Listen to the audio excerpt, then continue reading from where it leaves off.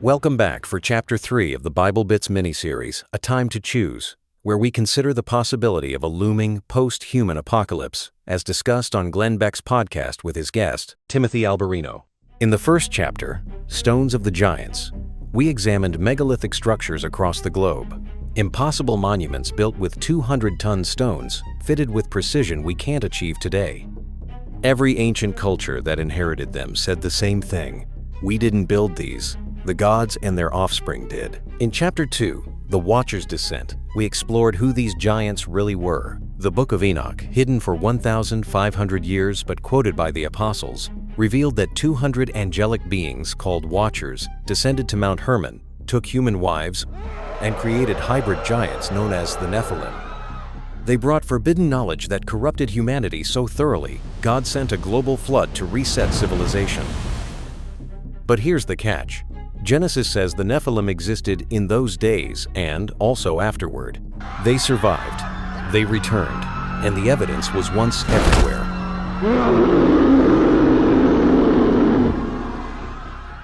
Here, in Chapter 3, we explore an empire of gods and monsters that every ancient civilization remembers, from Plato's Atlantis to the Egyptian Zep Tepi. We'll reveal how American newspapers in the 1800s routinely reported discoveries of giant skeletons, findings that Abraham Lincoln himself acknowledged. And we'll consider why this evidence was systematically removed from public view. But perhaps most importantly, we'll start to look at how the genetic corruption that brought God's judgment in the time of Noah is being recreated in our laboratories today.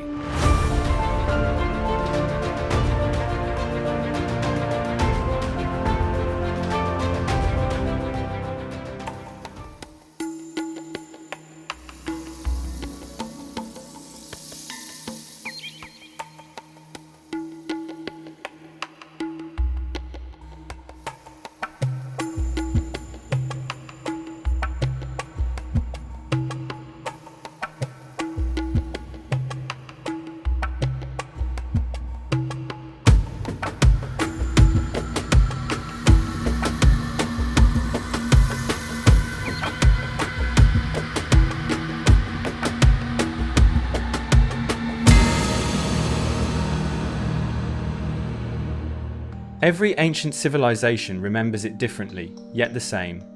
The Egyptians called it Zep Tepi, or the first time. The Greeks, the Golden Age. The Hindus described the Satya Yuga. The Mesopotamians recorded the time of the Apkallu sages. But perhaps the most familiar story is that of Atlantis. Plato's dialogues, Timaeus and Critias, written around 360 BC, describes Atlantis as a powerful island civilization that existed 9,000 years before his time. The story begins with Poseidon taking a human wife who bears him 10 giant sons. These hybrid beings become kings of an advanced civilization that ultimately threatens the entire world before being destroyed in a catastrophic flood. These epochs converge in the common idea of primordial peace guided by celestial beings, boundless plenty, and extraordinary lifespans. While pagan cultures romanticize this period as humanity's pinnacle, the Hebrew account reveals a darker truth. The Hebrews, however, view it as a nightmarish dystopia in which the knowledge of the Watchers corrupts mankind and their offspring are exceedingly evil. And this corruption in the ancient Hebraic cosmological perspective was wrought by the Watchers. It's referencing, by the way, a genetic corruption. Has this evidence of genetic corruption been concealed in the modern era? And if so, why? From the late 1800s until 1913, there were at least 10 different reported incidences of giant skeletons being found in North America. The common thread amongst the most popular of these discoveries: once turned over to the Smithsonian Institute, bones disappear, files go missing, and the trail goes cold. This is known as the Smithsonian enormous. Gate, as the Smithsonian coverup. Right. And there were the bones of giants being discovered all over America back from the mid-1800s back into the early 20th century, and primarily in the mounds, in the Indian mounds. You know, there were thousands and thousands of Indian mounds, east of the Mississippi. In G.K. Chesterton's book Orthodoxy, he makes the case that Orthodox Christianity provides intellectual stability against ideological fads. Put simply, people of strong faith are less likely to embrace ideas that don't align with a biblical worldview. The truth is that it is only by believing in God that we can ever criticize the government.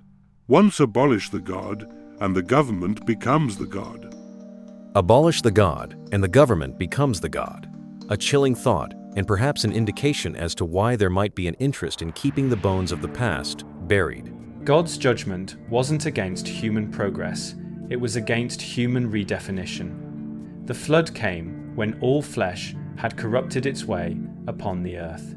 Not just morally corrupted, genetically corrupted. Humanity was being replaced, and we're about to do it again. What the Watchers began with supernatural power, we're now achieving through technology.